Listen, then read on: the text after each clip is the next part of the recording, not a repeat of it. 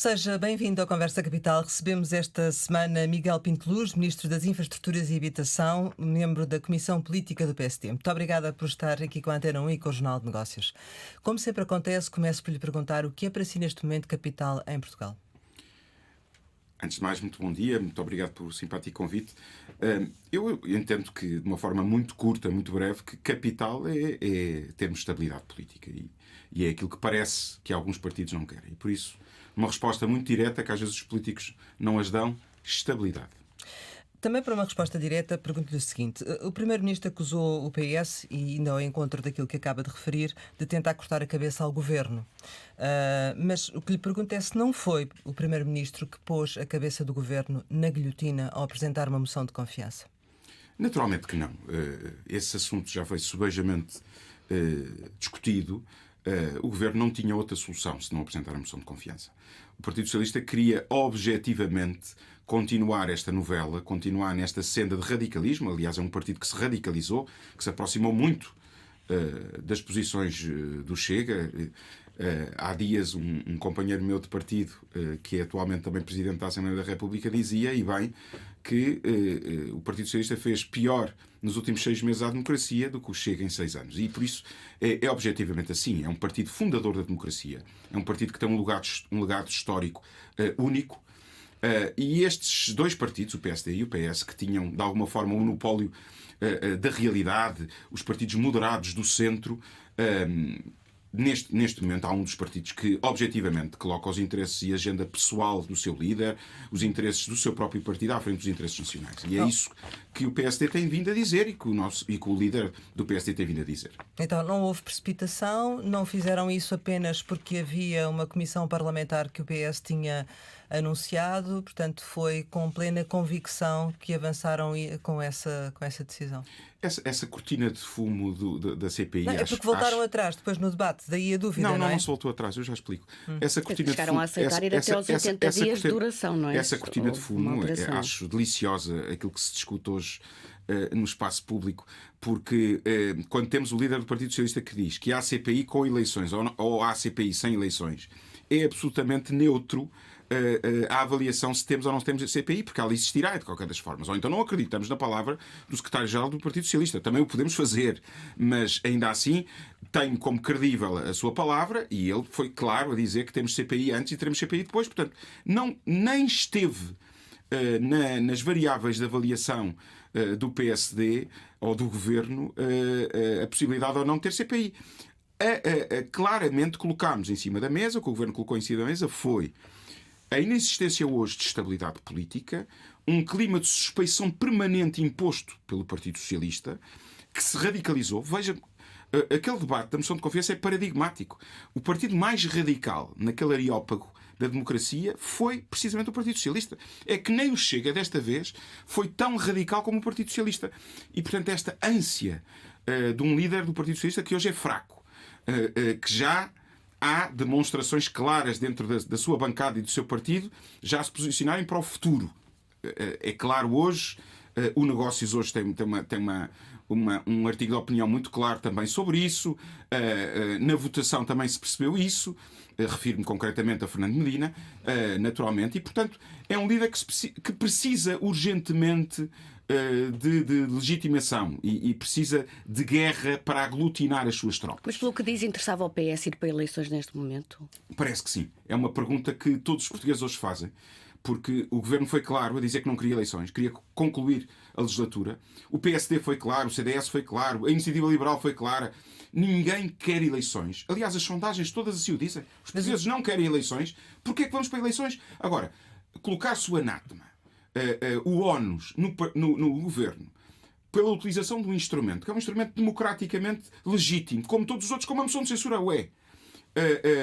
E dizer-se que o Partido Socialista já anunciou há um ano aquilo que era o seu sentido de voto, os portugueses com certeza que não darão ganho de causa a um líder partidário que toma posições com um ano de antecedência e não faz a avaliação conjuntural do momento daquilo que os portugueses e que Portugal precisam. E isso demonstra uma enorme imaturidade política, demonstra uma enorme incapacidade de liderança e demonstra aquilo que disse no início, coloca os seus interesses pessoais à frente dos interesses do país. Disse que o líder do PS queria legitimar-se, mas o líder do PSD também não se quer legitimar? Ao apresentar a moção de confiança? Não, o líder do PSD está claro a sua legitimação. Vimos no último Conselho Nacional, vimos ex-líderes junto a ele, como o Dr. Manuel Ferreira Leite, e, portanto, acho que o partido hoje está unido. Não acho, tenho a certeza absoluta que o partido hoje está unido. Portanto, mas isto é uma questão do Primeiro-Ministro, não é? O que é preciso, a moção de confiança, foi no sentido de dizer: existe governabilidade, o clima de suspeição é para ser afastado ou não. Repare esta questão que a Maria João estava a trazer dos 80 dias e dos 15 dias e dos 60 dias, que também se está a colocar aqui à volta da discussão. Repare que a intenção clara do Governo foi limitar no tempo essa Comissão Parlamentar de Inquérito. Repare. Mas negociaram isso antes? Eu não quero falar sobre negociações anteriores ou posteriores. Mas é porque assistimos a esse espetáculo no Parlamento, não é? O espetáculo foi público, não é? claro. Ou seja, houve uma todos tentativa de fazer ali um encontro já durante o plenário para falar. Isso não foi possível e houve depois esse regatear publicamente ali no plenário. A minha questão é, e tem legitimidade, se não houve essa conversa antes daquela sessão do Parlamento. Não quero revelar aquilo que aconteceu ou não aconteceu antes. Eu também não quero conteúdos, só quero que me diga se houve ou não conversas antes. Eu só lhe dizer que não quero revelar e, portanto, fará a sua análise. A questão que estou a dizer é, durante o plenário foi claro, a intenção do Governo, por tudo, é que o líder tentar evitar eleições. O líder parlamentar disse que sim, que tinha havido essas conversações, não é? O líder parlamentar fala pelo seu grupo parlamentar. Mas a questão do tempo... Fala pelo Governo, não é? Fala pelo Governo, eu não estou aqui a representar o grupo parlamentar. Eu sei. Mas a questão que o tempo que a CPI iria demorar, o problema do PSD a ir bater com as autárquicas? O problema do PSD e do Governo é que não é possível ter uma CPI cujo principal alvo de escrutínio é o Primeiro-Ministro de Portugal, que se possa prolongar muito tempo. Não pode acontecer. Torna o país ingovernável. É impossível um país em democracia viver durante 6 meses ou 1 ano, como a CPI a do BES ou outras CPIs que já tivemos, em suspenso, com o Primeiro-Ministro a governar. Não é possível. E isto o Partido Socialista tem que compreender. Os portugueses compreendem lá fora. E é isto que nós lutamos. Mas repare, o Dr. Pedro Nuno Santos até foi ao requinte de dizer que queria... No início disse que era 90 dias, mas depois foi dizendo 90 dias com todas as prorrogações que forem necessárias. Ora, está na cara de todos os portugueses aquilo que o Partido Socialista queria. Queria cozer enlumbrando o Governo, cozer enlumbrando o Primeiro-Ministro.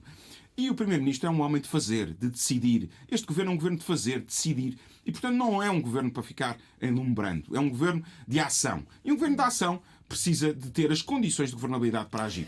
O Presidente da República disse-nos que isto é uma questão de confiabilidade numa pessoa e individualizou esta questão ao Primeiro-Ministro. É uma questão com o Primeiro-Ministro. Uma questão de juízo ético e moral com o Primeiro-Ministro. O PSD não arrisca ir a eleições com um presidente do partido que está fragilizado a este ponto? Penso que não. Aliás, as sondagens que têm vindo a terreiro contrariam precisamente isso. Hoje mesmo é publicada uma sondagem que contraria precisamente isto. É claro, os portugueses não querem eleições. É claro também a confiança em Luís Montenegro para ser Primeiro-Ministro de Portugal, ao contrário da confiança em Pedro Nuno Santos. Mas o PSD tem enorme humildade. A humildade que tivemos no último ano de discussão e diálogo na Assembleia em todos os temas. Repare que o IRC, a redução do IRC, nós não conseguimos ter ganho de causa porque o Partido Socialista assim não o quis. Nós discutimos a lei dos solos, nós discutimos toda a legislação ligada à habitação. Nós temos vindo a fazer esse debate com humildade no Parlamento. E é com humildade que partimos para estas eleições. E o povo falará. Não nos preocupa agora se corremos riscos, taticismos, vamos ter pior resultado, vamos ter melhor. Não. Nada disso nos move. A única coisa que nos move é apresentar ou reapresentar o nosso programa, dizer de forma muito clara: os portugueses hoje têm uma escolha entre Luís Montenegro e Pedro Nuno Santos. Parece-me claro, mas os portugueses falarão. E depois também será avaliado aquilo que foi o último ano de governação e aquilo que ficou por fazer, que o PSD, a AD, o CDS, o Governo queriam implementar, e foi precisamente o Partido Socialista, com uma coligação contra a natura ao longo do último ano, com o Chega, que impediu reformas mais profundas. Ainda assim, o Luís Montenegro já disse que se candidatava mesmo que fosse arguido, mas o PSD também corre aqui um risco, é que pode vir a ter um primeiro-ministro arguido. Nesse caso, o que é que vai acontecer? O Primeiro-Ministro já respondeu. Está-me a perguntar a mim o que é que vai acontecer. O Não, enquanto candidato, mas se for eleito, e se for Primeiro-Ministro, e se for então, constituído arguido, se vai ficar no aceita governo? aceita ser candidato como arguido e depois sufragado pelo povo português, e queremos ser nós a avaliar o bom juízo ou não do povo português. Parece-me que não. Parece-me claro que também isso será avaliado pelo povo português. Será avaliado aquilo que foi o seu trabalho, aquilo que são as suas condições de governabilidade, aquilo que é a sua assunção de culpa ou não sobre um caso específico em avaliação. E o PSD deve voltar a apresentar-se em coligação com o CDS-PP? Qual é o papel que pode ter a iniciativa liberal neste contexto? Bem, a AD, é claro, a reedição da coligação com o CDS é uma questão que nós manteremos. E com o PPM também. E, portanto, manteremos. E com o PPM também? Eu penso que sim, é a reedição da AD. Não posso adiantar, porque neste momento não faço parte sequer da Comissão Política Permanente. E, portanto, isso a seu tempo será anunciado. Mas a reedição deste diálogo profícuo entre nós e o CDS parece-me objetiva. Há ministros dos dois lados, há secretários de Estado dos dois lados, e por isso. A iniciativa liberal pode passar por um acordo de incidência parlamentar, ou o entendimento com Não vou eles? antecipar esses cenários. E qual é o estado de espírito para enfrentar estas eleições? Já referiu aí que estão com toda a energia. Essa energia vai ao ponto de pedirem uma maioria absoluta? Não, eu penso que... Eu sei que um colega meu do governo falou nisso, e a pergunta de certeza que queria apontar nesse sentido. Eu aí mais uma vez lhe digo, eu respeito muito os portugueses. E, portanto, eu acho que os partidos não têm que pedir nada. Os partidos têm que apresentar. Têm que apresentar os seus programas, as suas equipas, ao que vão, o que pretendem fazer, o seu legado, aquilo que pretendem implementar no futuro. E depois os portugueses avaliarão e darão aquilo que tiverem que dar. E nós temos que ser humildes e governar com aquilo que os portugueses nos vão dar. Como governámos de forma humilde durante o último ano. Não nos deram maioria. Deram-nos uma maioria relativa. Deram-nos condições de governabilidade que foram aquelas com as quais nós tivemos que lidar. E foi com essas que lidámos. Os outros partidos assim não tiveram esse espírito ecuménico e de relação saudável com a democracia, e antes, pelo contrário, tiveram uma política de terra queimada que começou desde o dia da escolha do Presidente da Assembleia da República, passou pela discussão do orçamento, passou pela discussão de várias medidas legislativas que o Partido Socialista, até contra o seu passado, veja a questão das portagens, contra o seu passado, assumiu a mesma situação, perdão. Mas o Partido Socialista foi o responsável, de alguma forma, por uma solução exatamente para a questão do Presidente da Assembleia da República, viabilizou o programa de governo, viabilizou o orçamento de Estado, portanto... Isso é muito interessante dizer, porque viabilizou sempre, mas... Veja o espetáculo, aí sim também um espetáculo, já que estávamos a falar do espetáculo da Assembleia da República há uns dias, eu também recordo, era eu deputado, fui deputado 2 dias, era eu deputado e assistia a um espetáculo degradante daquilo que foi a escolha do Presidente da Assembleia da República, e o Partido Socialista só aceitou porque, depois de uma negociação, que metade do mandato era de um e metade do mandato era do outro. É a primeira vez que isto é inaudito em democracia. Portanto, o Partido Socialista é um Partido Socialista de regatear permanente, de coligações contra a natura que o chega, de tentar ter ganhos de causa pequeninos, que colocam mais uma vez a sua agenda à frente da agenda dos outros, dos portugueses, concretamente, dos nossos concidadãos. O que fez no IRC é absolutamente gritante, aquilo que fez na lei dos solos, aquilo que fez na legislação da habitação, aquilo que tem feito recorrentemente. E isso demonstra bem aos portugueses que o Partido Socialista não quer dar condições de governabilidade. É um líder radical e, portanto, nós temos que nos deparar com esta realidade. E, por isso, é muito importante o apelo que o Presidente da República fez ontem de haver um debate sério, com elevação, onde cada parte possa apresentar o seu argumentário. O PSD vai fazer isso?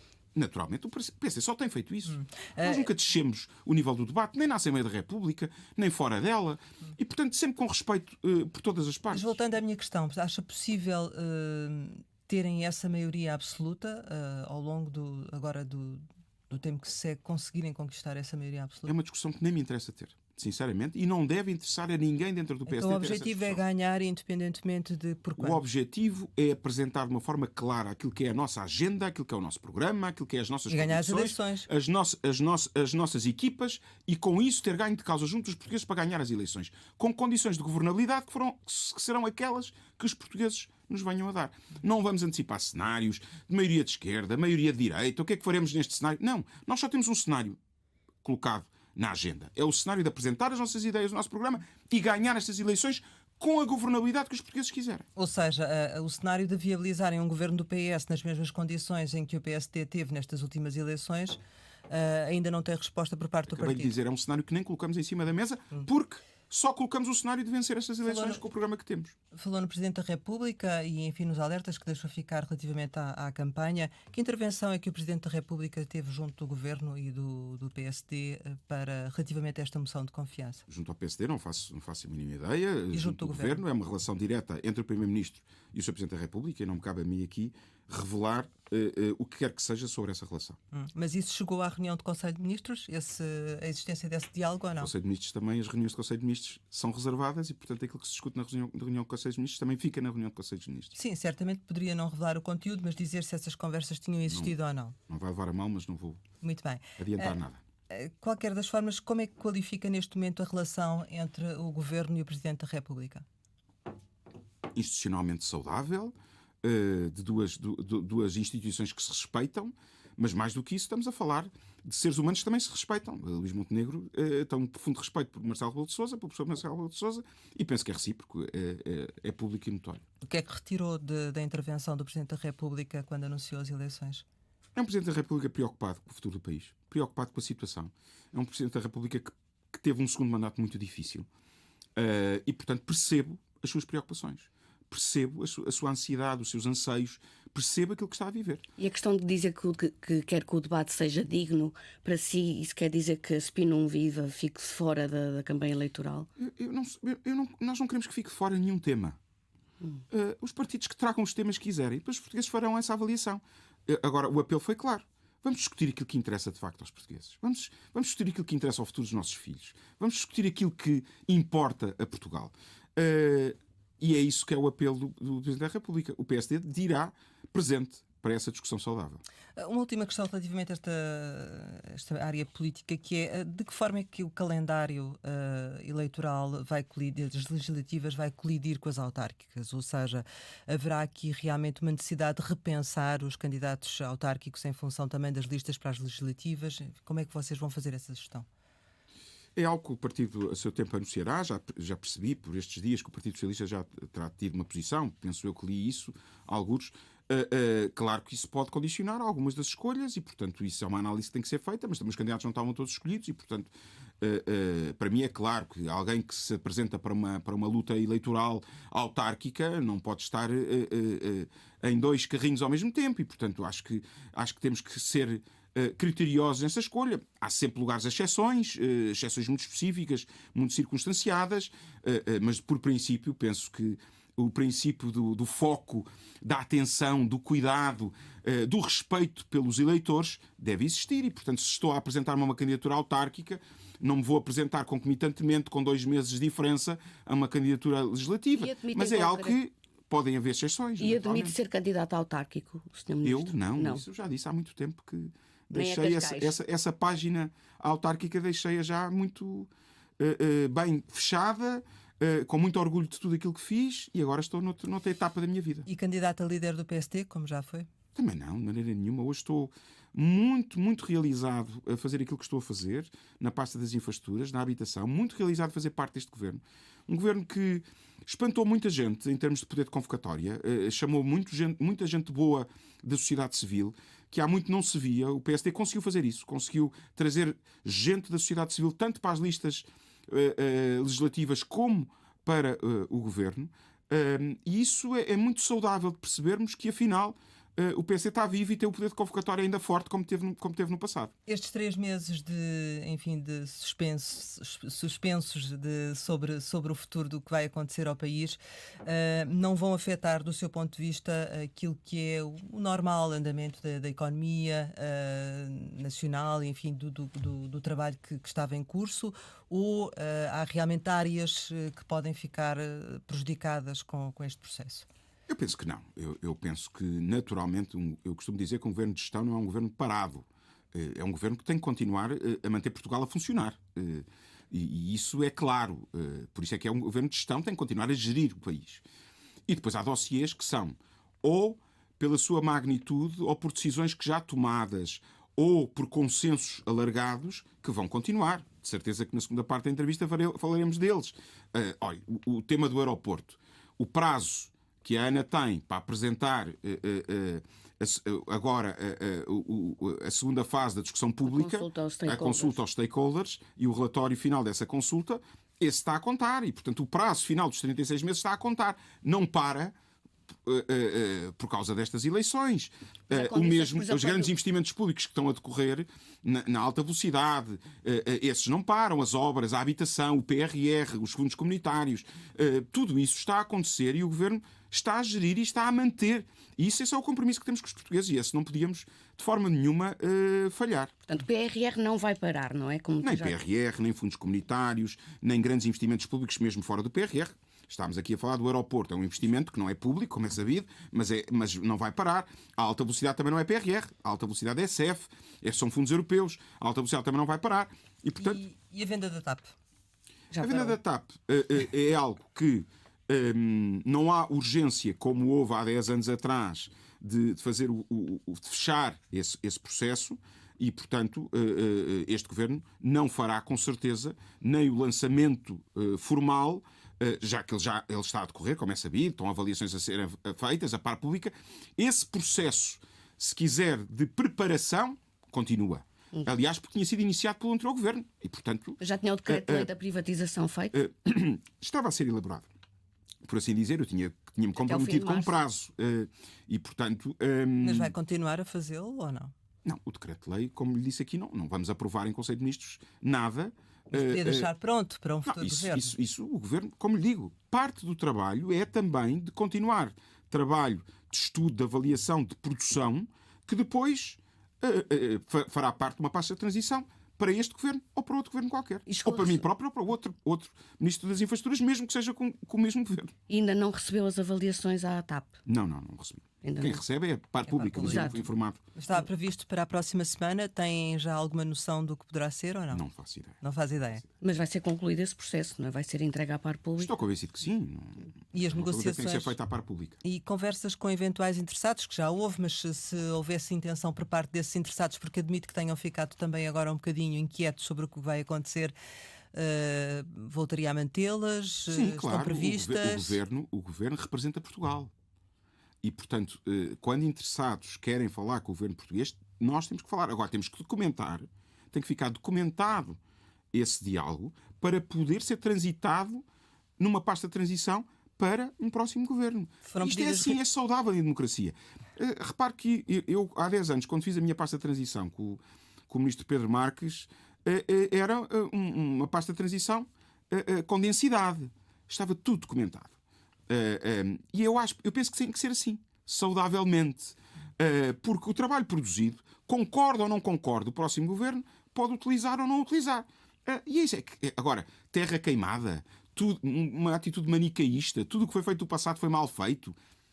Eu acho que já ninguém gosta dessa política. Nós não gostamos. Mas já houve pedidos na sequência da queda do Governo por parte dos interessados em conversações com o Governo? Não tive nenhuma. Desde a queda do Governo não tive nenhuma. Também foi há muito pouco tempo.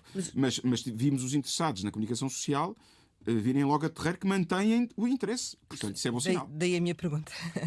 Mas isto foi a Air France KLM que assumiu que um atraso de 6 meses ou de alguns meses não poria em causa, mas há 2 outros grandes grupos que ainda não referiram nada sobre isso. Acha que O negócios pode falar com eles.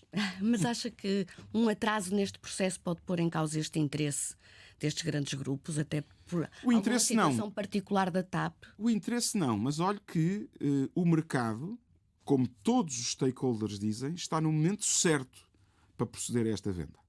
E isso sim é um prejuízo para o país. Isso sim, a crise coloca estes entraves. E, portanto, o mercado está na altura certa. Mas também eu diria que estes 2 meses... companhias que também estão a ser... Eu diria que estes 2 meses, continuando o Governo o trabalho que está a fazer e a par pública, deixando esse trabalho pronto para execução, para decisão ou para não decisão, o Governo futuro fará o que entender, mas continuando esse trabalho não se perde. Esse tempo não é um tempo perdido. Mas pode ser o quê? Pode ser um atraso de 3 meses, 6 meses? É 2 meses. Sim, Se o Governo não parou, O Governo não para, a par pública não para. Até junho, não é? No fundo, no limite até pode não haver atraso, porque nós agora não íamos também tomar decisão nenhuma, mas como disse, o decreto ia ser lançado, mas no limite isso pode ser ultrapassado pelas etapas que estão a ser desenvolvidas em bastidores. Mas este adiamento, este atraso, pode ter consequências para a própria TAP, isto é, pelo facto de continuar apenas nas mãos do Estado e estar ali impedida, se calhar, de fazer algum tipo de investimento e de se preparar para 2026, quando pode começar a reforçar a frota, etc. Pronto, disse bem. Portanto, a TAP está limitada em termos de investimentos grandes no lado da frota até 26, não é? Portanto, desse ponto de vista, não. A TAP hoje é uma empresa que apresenta bons resultados, tem uma paz social importante, ainda que haja este conflito latente entre Portugal e a TAP, com a fusão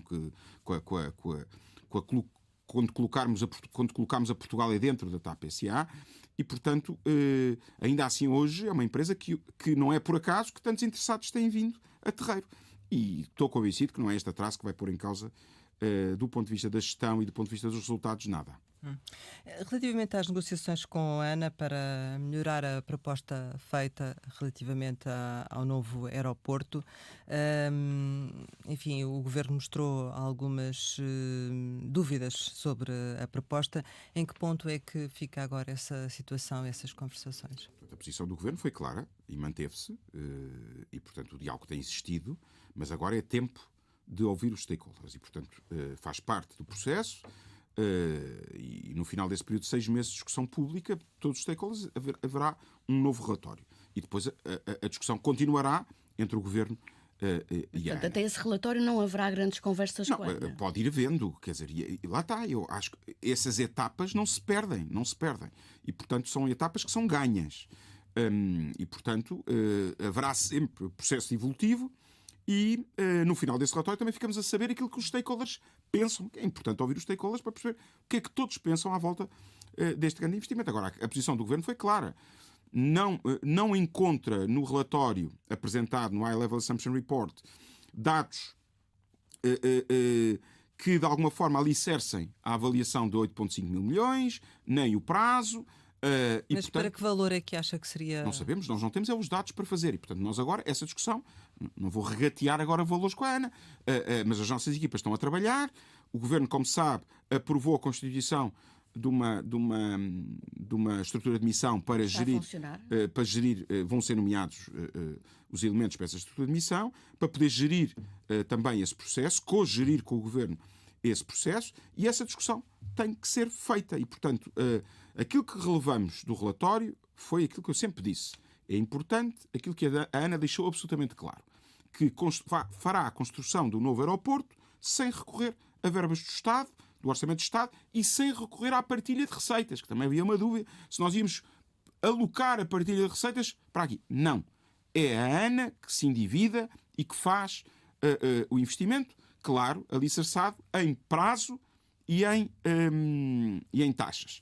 Nós não concordámos com a extensão de prazo, com o prazo apresentado. Isto disse que é inaceitável, quer o prazo 2037, quer o valor do investimento dos 8,5 mil milhões, mas também a Ana colocou aqui a questão de um aumento das taxas até 9,8% acima da inflação já no próximo ano. Portanto, isto obrigará, neste prazo, se vai haver ou não um aumento das taxas no Humberto Delgado já para o ano. Não, isso também nós respondemos a isso. A nossa resposta também é clara. Não.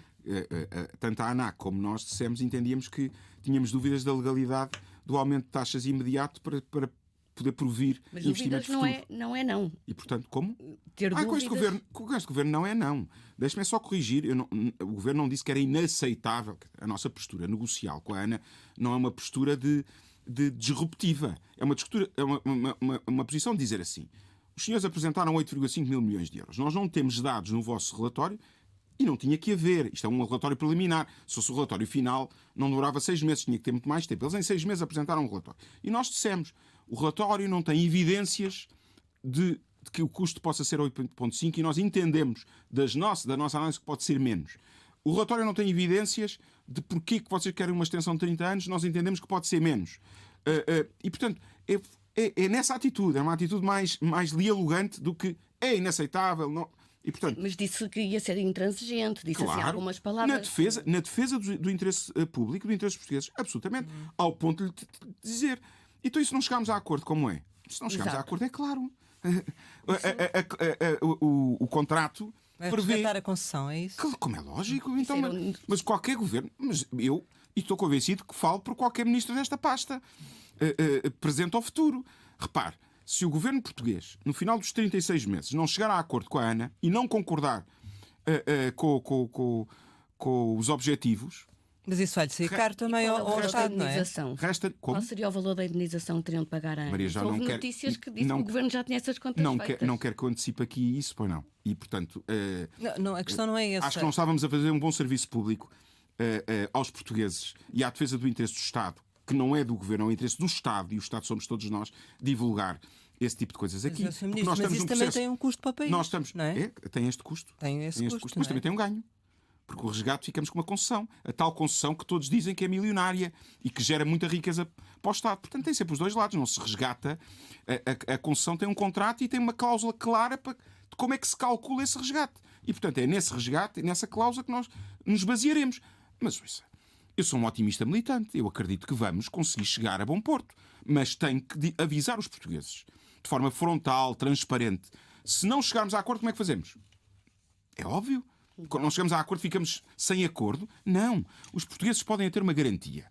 Com este governo, no final destes 36 meses, se este governo se mantiver e se permitirem que nós concluamos o nosso programa eleitoral, terão o início das obras de um novo aeroporto. Isso, de uma forma ou de outra. Isso terão. Mas em termos de custo e de prazo, o governo fez alguma análise a quais seriam esses valores razoáveis? Maria João, se o governo respondeu ao High Level Assumption Report, como respondeu, acha que não o fez? Claro que fez. Então, o que é que tem para contrapor? Não, mas não. Essa discussão não é feita no espaço público. Não defende o interesse público. Se fosse discutida nos jornais, não era uma boa discussão. Foi um compromisso que fez com a ANA?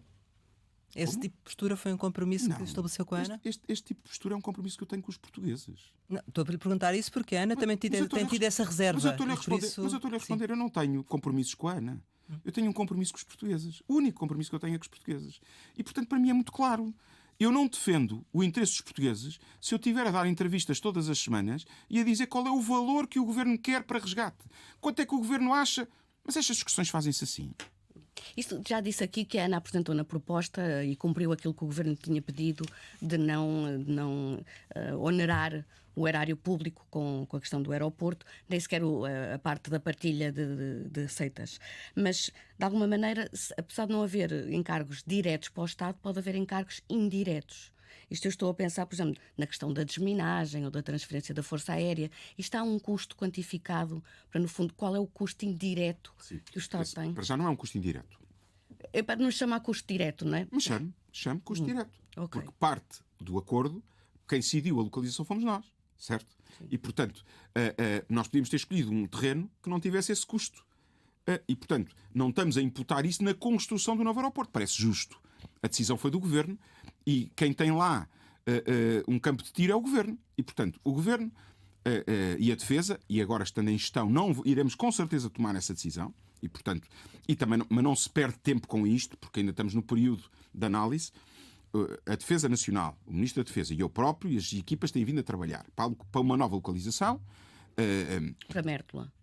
O negócio se anunciou, nós não o temos decidida e, portanto, a nova localização, os custos de construção do novo campo de tiro nessa localização e a adaptação deste terreno para poder entregar à ANA. Sem ónus. O terreno tem que ser entregue sem ónus. E os ónus deste terreno quais são? A desminagem, como a Maria João disse bem. Portanto, esses custos caberão ao Governo. Depois, as acessibilidades caberão aos concessionários. A A13, como se sabem, é da Brisa. A A33, a TTT, como é sabido, é uma aposta do Governo num regime de concessão também. Portanto, não tem custos diretos, tal e qual como foi a vasta gama. Portanto, não terá custos diretos. Portanto, o Governo, quando disse que não teria custos diretos, não andou a tapar o sol com a peneira. Não tem mesmo. E só tem esses relacionados com o terreno porque é objetivo. Nós tínhamos que entrar. De quanto? Como lhe disse, a avaliação está a ser feita. Mas no terreno, na desminagem, na adaptação. Essa avaliação está toda a ser feita entre nós e a Defesa. Relativamente ao TGV, no final de 23, com a queda do governo de António Costa, a venda da TAP foi um dos processos que parou, mas a alta velocidade continuou. O que é que vai acontecer agora? Tem margem para relançar em breve o segundo concurso para o troço de Oiã-Sour? É isso que estamos a avaliar do ponto de vista político. Como disse bem, o anterior governo, mesmo em gestão, lançou, e portanto penso que esse é dos tais que existe consenso alargado, existem verbas do CEF da Europa que não podem ser perdidas e portanto existe objetivamente uma necessidade de não perder prazo. Agora, isto tudo só se coloca se a IP estiver preparada para lançar o novo procedimento. Repare, se estiver preparada para lançar o novo procedimento para a semana, temos um problema que temos que... Não é um problema, temos que avaliar. Sim ou não? Mas há do meu ponto de vista, sim, para não se perder este tempo e pôr em causa o CEF. Mas imagino que a IP só tem o novo caderno de encargos pronto, ou o novo procedimento pronto daqui a 1 mês e meio ou 2 meses. Já estamos em cima das eleições. Se calhar, nessa altura é melhor esperar pelo novo governo. E, portanto, essa avaliação será feita no momento. Não é possível um entendimento semelhante ao que houve no início de 2024? Eu penso que é possível. Lançado... Eu penso que é possível. Então... E penso que o Partido Socialista está alinhado. Mas é uma questão que pode ser colocada ao Partido Socialista. Nós estivemos sempre ao lado do anterior governo na questão da alta velocidade e não levantámos o mínimo de questão sobre as decisões que foram tomadas durante aquele período. O mínimo de questão. Tomámos posição pública sobre outras decisões. Essas não tomámos. Então o calendário mantém-se para a alta velocidade? Do nosso ponto de vista, sim.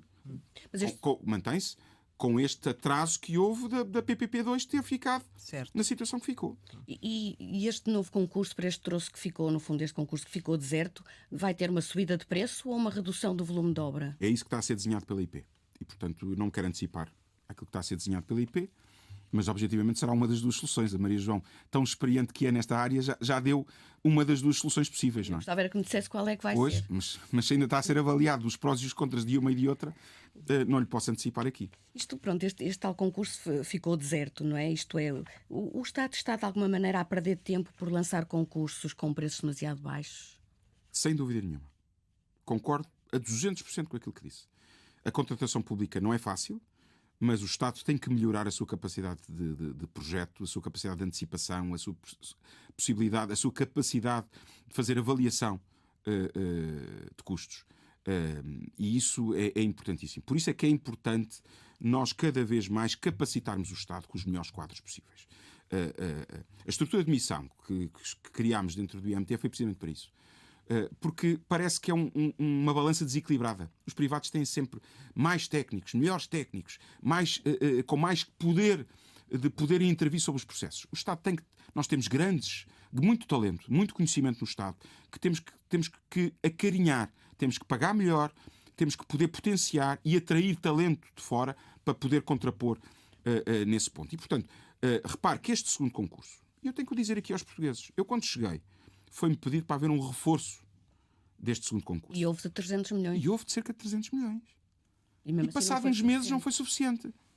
Porque... Eu tenho que dizê-lo aqui. E com humildade. E aqui, enquanto titular das infraestruturas, pedir desculpa aos portugueses. E, portanto, nós não brincamos com as finanças pedir mais um reforço. Nós não brincamos com o dinheiro dos portugueses. Por isso é que eu ainda não tenho a solução final. Será com reforço ou será outra? Porque, precisamente, pelo meu compromisso, como dizia há pouco a Rosália, que nós temos o compromisso com os portugueses, eu não posso brincar com 300 milhões de euros. Não posso... Claro que não. Cada euro para um português é importante. O português, cada contribuinte, cada pagante de impostos em Portugal tem que saber onde é que o governo anda a gastar ou a gastar mal. Isso. Também há muita obra que está a ser lançada, não é? Isto é, os concursos podem só ter em conta o preço unitário dos materiais ou, no fundo, estar um mercado sobreaquecido em que as empresas podem quase escolher os concursos a que querem ir. Também devia ser tido em conta na definição dos preços. Sem dúvida nenhuma. Por isso é que este governo também estava a preparar uma revolução no Código dos Contratos Públicos. Como se sabe, o INPIC também era uma tutela das infraestruturas, do Ministério das Infraestruturas e Habitação e, portanto, com o INPIC estávamos a repensar o Código dos Contratos Públicos. Não diminuindo nunca o escrutínio, a transparência e, portanto, a esse nível este governo é absolutamente intransigente, mas nós não podemos ter a máquina como temos hoje. E, portanto, que coloca, o concurso dos comboios para a CP, que está parado, e o Estado português a perder 16 milhões de euros por mês. E, portanto, isto não é aceitável. não é aceitável. Relativamente à questão da continuidade dos projetos, o caso da linha violeta do metro de Lisboa, o que é que vai acontecer? O último Conselho de Ministros aprovou a autorização para o metro de Lisboa lançar um novo procedimento concursal para a linha violeta. E ainda vai lançar. Com um reforço de 150 milhões de euros e, portanto, sim, o Conselho de Ministros, o Governo, antes de estar em gestão, autorizou, e o metro de Lisboa tem autonomia de gestão para agora lançar o concurso. E voltando só atrás à questão da alta velocidade, isto mostrou-se bastante desiludido pelo facto dos dois concursos já lançados ter aparecido apenas um concorrente. Isto não sei, no futuro e nos próximos concursos e nas outras linhas, inclusivamente Porto-Vigo ou Lisboa-Madrid, alterar o modelo dos concursos, isto é possível passarem, quer que venha a ser incluída a operação para atrair também outro tipo de interessados nestes projetos? É a intenção do governo português, do atual, e se continuarmos, de que Lisboa-Madrid tenha uma arquitetura diferente do modelo que foi utilizado para Lisboa-Porto, sem dúvida nenhuma. E no caso daquelas novas linhas que agora mandatou a IP a estudar? Precisamente para haver as duas componentes de mitigação de risco e poder permitir ao mercado funcionar melhor. Não é saudável concursos ficarem só com um concorrente. Não é saudável concursos ficarem vazios. Não é saudável, como agora na linha violeta, duas propostas e as duas 100 milhões de euros acima do preço base. Isto não é. Isto não é sério. Isto não é termos cuidado pelo dinheiro dos portugueses. Relativamente ainda à questão do que foi aprovado em Conselho de Ministros e do que foi aprovado em Parlamento, um dia antes da votação da moção de confiança, o Governo aprovou várias prioridades estratégicas para a ferrovia e para a rodovia, novas linhas e novas estradas. O que foi criticado até pelo PS na altura. Há condições para pôr em prática tudo o que foi aprovado? Estamos a falar de que valores de investimentos e de que prioridades? O Governo aprovou o Plano Ferroviário Nacional, que havia consenso, Exato. e, portanto, até estranhei os comentários do Partido Socialista, e, portanto, mas é o que é, e, portanto, lá está, é um Partido Socialista radicalizado e que parece que esquece o seu legado. O Plano Ferroviário muito claro, que coloca prioridades que não existiam até aqui, de pensar no Porto Bragança, Sanabria ou Zamora, pensar no Faro Elva-Sevilha, dar prioridade clara ao Lisboa-Porto-Vigo e ao Lisboa-Madrid, olhar para a linha da Beira Alta como uma possibilidade e pensar o Aveiro-Salamanca como uma linha prioritária. Portanto, repensar todo este modelo e aquilo que devíamos fazer. E na rodovia, também apostas que o Partido Socialista até hoje sempre teve também do lado destas soluções. E parece agora que vem a terreiro ficar incomodado com decisões, porque este governo é um governo de decisões. E nenhum português acredita que aquela resolução do Conselho de Ministros, tão bem delineada, com tantas vias de norte a sul, que foi preparada quando nós sabemos que íamos cair. Não. Aliás, o pacotão, como disseram, da rodovia, muitos colegas vossos tinham vindo a falar comigo nos últimos meses sobre aquilo que estava a ser preparado e sabiam. E alguns até vieram, algumas daquelas vias vieram ao espaço público. A A26 de Beja foi anunciada antes, a aposta no IC31. E, portanto, o que é que este pacote tem? Tem claramente, primeiro, aquilo que podemos dizer, os distritos esquecidos. Beja estava esquecido, não tinha autoestrada. Porto Alegre não tinha uma única autoestrada. E, portanto, o acesso a esses distritos. Depois, decisões históricas. O IP3, Coimbra-Viseu. Duas capitais de distrito importantíssimas. Há décadas que se discute se o IP3 deve ser em perfil de autoestrada ou não. Este governo deixou de forma muito clara. A conclusão da A13. Porquê que a A13 é importante? Para os portugueses perceberem. A A13 vai ser fundamental para alimentar o novo aeroporto de Alcochete. E, portanto, a conclusão da A13 em Coimbra, a ligação ao IP3, e depois a sua conclusão na zona de Almeirim, na passagem por Santarém, e vai ancorar no aeroporto de Alcochete. E, portanto, mas depois envolve também o estudo do túnel entre Algés e Trafaria. Também, mas depois envolve também, portanto, tem estas dimensões de ocupar o território que estava esquecido, e depois tem dimensões estratégicas, nomeadamente nas áreas metropolitanas, como é o caso de colocar também no estudo da TTT e das travessias, nas 4 travessias, se entendemos agora o túnel Algés-Trafaria como uma 4ª travessia, como uma possibilidade onde o Partido Socialista também, vários atores, autarcas do Partido Socialista, se colocaram ao lado do governo nessa decisão. E agora também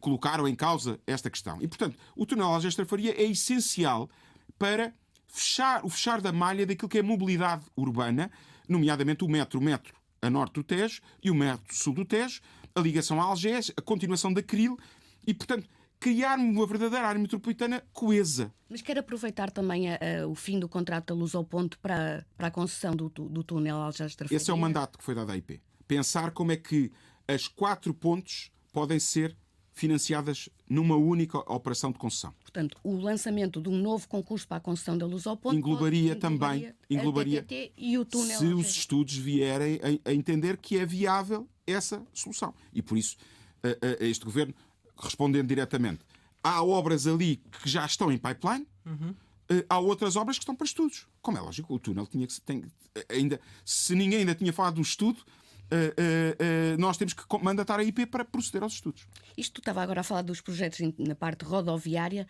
na parte ferroviária, portanto estão previstos 2 novas linhas para serem estudadas de alta velocidade, mas abandonou a alta velocidade no troço Aveiro-Salamanca. Eu percebi isso. Não sei se foi uma gralha do... Não foi gralha nenhuma. Não. É uma opção estratégica, foi discutida na Cimeira Luso-Espanhola e, portanto, Espanha também não vê como necessidade objetiva a alta velocidade nesse eixo, mas vê como necessidade de reforço na área das mercadorias. Repare que é absolutamente a espinha dorsal de alimentar a Península Ibérica e que vai alimentar o Porto de Aveiro, pode ajudar a alimentar Leixões e, portanto, passa a ser a espinha dorsal em termos de mercadorias a norte. Por isso é que é o eixo internacional norte e há o eixo internacional sul. E, portanto, a prioridade é mercadorias como era no eixo internacional sul. Nós agora é que reforçamos a questão da alta velocidade. E, portanto, nós para a alta velocidade temos como prioridade o Lisboa-Madrid, o Lisboa-Porto-Vigo e depois o Porto-Madrid, no fundo, Porto, via Zamora. E, portanto, que são as 2 áreas metropolitanas maiores que temos no país. E, portanto, que têm, de alguma forma, fluxo que possa justificar essa transferência. No centro, na espinha dorsal, a aposta é clara na mercadoria. E em relação à CP, que já tem previsto o concurso, a CP já sabe quando é que vai lançar o concurso e quantos comboios para alta velocidade? Essa foi uma decisão que deixámos, o próximo governo tomará. A decisão está tomada, não vou antecipar aqui, não me caberia, mas posso só adiantar que aquilo que a CP pediu, ao contrário do que me diziam, que eu ia estrangular a CP por força da limitação do número de comboios, aquilo que a CP pediu é aquilo que nós vamos autorizar. Relativamente ao plano estratégico para os portos, ele fica em stand-by? Ficou em stand-by. Foi uma opção. É muito importante. São mais de 4 mil milhões de euros de investimento. Como sabe, as administrações portuárias não consolidam no Orçamento de Estado. Os portos era sempre um parente pobre nesta pasta. Tenho que fazer aqui justiça ao meu antecessor João Galamba, que carinhou os portos de uma forma diferente, mas exceção. Ele é a exceção que confirma a regra. No meu caso, eu coloquei os portos como prioridade grande, porque um país marítimo com esta vocação não podia deixar de ser. Temos hoje um porto muito grande, que é Sines, faz 50 milhões de toneladas ano, mas faz tantas toneladas como todos os outros portos do país em conjunto. Precisava de um novo terminal. E, portanto, precisava de um novo terminal. E quando comparamos com os grandes portos espanhóis, está aquém dos grandes portos espanhóis. E nós temos a ambição de ter o maior porto na Península Ibérica. Cada vez faz mais falta. E cada vez faz mais falta. E os investimentos da ferrovia vão ajudar a que assim seja. E, portanto, Sines, como o grande porto de transshipping, mas também a fazer o interland todo do sul da Península Ibérica, a alimentar a Península Ibérica. Leixões, eminentemente um porto urbano, tem dificuldades de crescimento, mas com os seus portos secos, em Famalicão e na Guarda, pode haver essa expansão, esse espraiar da ação do interland de influência de Leixões. Ele hoje faz 15 milhões de toneladas, grosso modo, e, portanto, temos que ampliar essa capacidade, já que o norte do país e a Galiza são muito pujantes. Mas os 4 maiores portos da Galiza, com Leixões e Viana do Castelo, fazem os 4 em conjunto, em articulação, 40 milhões de toneladas. Fazem mais do que o maior porto da América Latina. E, portanto, nós temos que, às vezes, porque somos um país pequeno, mas com uma enorme escalabilidade em termos logísticos. Mas em Sines queria relançar o terminal Vasco da Gama? Em Sines, também não quero antecipar, já que não foi aprovado, portanto, caberia também o relançamento do terminal, caberia toda a expansão de Setúbal, que ficou por concluir, Leixões, Aveiro E, portanto, era a visão dos portos integrada a nível nacional. E aquilo que é uma coisa que posso aqui adiantar, revelando um pouco daquilo que era a RCM também, deixar claro que haveria portos que deixariam de estar sob a alçada da administração portuária, que não faziam sentido, por assim dizer. Então passariam para... Eu estou a falar de Sesimbra, estou a falar de Faro, estou a falar de Portimão. Mas à náutica de recreio? Ou são mais náutica de recreio, ou são mais cruzeiros, e, portanto, aí, por exemplo, no caso do Algarve, os municípios, Portimão, é também um porto muito urbano. O município, do nosso ponto de vista, teria toda a capacidade de fazer essa gestão e acho que até tinha interesse de fazer essa gestão e no caso de Faro é a mesma coisa. No caso de Sesimbra é o contrário, é eminentemente um porto pescatório e, portanto, não faz sentido estar integrado numa administração portuária e, portanto, aí também podíamos fazer... Para o município. Para o município ou para as administrações das pescas. Relativamente aqui à habitação e aos solos, e voltando se calhar um pouco ao início da nossa conversa, toda esta situação... Da lei dos solos. Toda esta situação do Primeiro-Ministro começou precisamente com a alteração à lei dos solos, que levou depois à saída do governo de Hernani Dias. Continua a considerar que a lei vai efetivamente permitir construir casas a preços acessíveis e que é realmente aquilo que o mercado precisa? Era tão importante avançar com estas alterações? Sem dúvida nenhuma. Se não fosse, não fazíamos, nós não fazemos birras, nem somos casmurros. É por birra, mas às vezes pode-se refletir melhor. Nós tínhamos um pacote e entendemos que o problema da habitação não se resolve com uma bala de prata. A lei dos solos não é a bala de prata, mas é uma parte da solução. Nós estávamos em profundo desacordo com a lei de 2014